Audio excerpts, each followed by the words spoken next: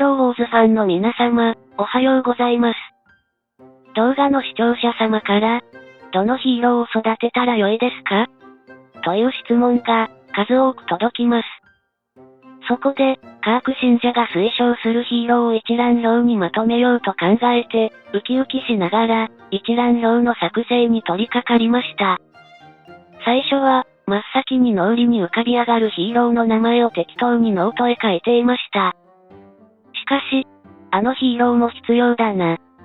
こいつは外せないな、といった感じで、ヒーローの名前を書き続けていたら、あっという間に17人のヒーローの名前が、ノートに書き込まれてしまったのです。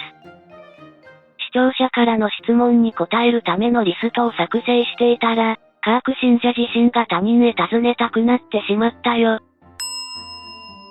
これは、カーク信者が適当に思い当たるヒーローを書き出しただけの、何の根拠もないリストになります。まあ、アリーナで見慣れたヒーローたちばかりです。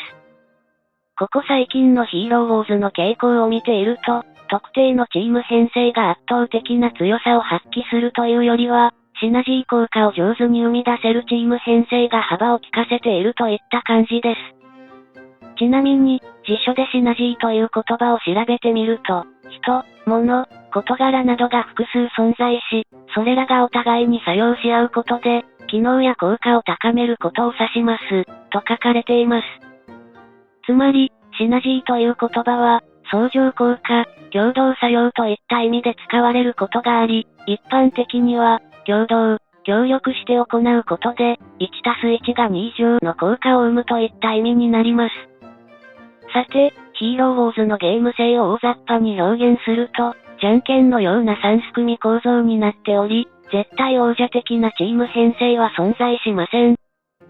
ここまでの話を要約すると、ヒーロー同士の3組の相関関係を理解して、相乗効果を効率的に生み出すチーム編成が理想的ということになります。砕けた言い方をすれば、1+1の答えは3だよ。って真顔で答える人が、ヒーローウォーズにおける最強プレイヤーの称号を与えられるってことです。じゃあ、カーク信者さんに質問っす。1+1は ?3 です。なんでアラビア数字で答えないの？アホなの？さて、話が本筋から逸れてしまいましたが、どのヒーローを育てるのかという課題に取り組む前に、他のことを考える必要があるようです。どういうことかというと、ヒーローウォーズの場合、必要となるヒーローの人数は、遊戯スタイルによって変化するからです。低予算で遊びたい人の場合は、カーク信者のように、5人のヒーローのことだけを考えていれば良いのです。使えるチーム編成を1種類しか持っていないのなら、そのチーム編成で、勝てるであろう対戦相手とだけ戦っていれば良いのです。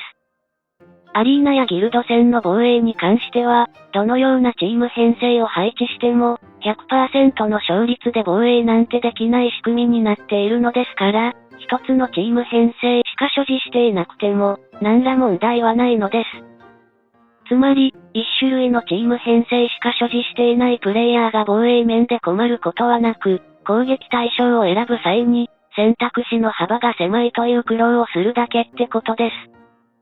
ここまでの話から、今回の動画の要点をまとめると、一種類のチーム編成で良いから、何が何でも、最大パワーまで育成するべき、という結論が導き出されるのです。カーク信者が思うに、6人目のヒーローの育成を開始するのは、完全にマックスアウトした一つのチーム編成を手に入れた後で良いと考えています。今現在のメインチームを、5人のヒーローと1匹のペットがマックスアウトするまで育ててください。これが、視聴者様からいただいた質問に対する、カーク信者の回答になります。さて、動画終了のお時間になりましたので、今回はここまでになります。では、最後になりますが、カーク信者が、どうしてカークチームだけを必死に育てているのか、その理由が分かった人は、チャンネル登録を、ぜひ、よろしくお願いいたします。それでは、今回も動画を最後までご視聴していただき、ありがとうございました。また次回の動画でお会いしましょう。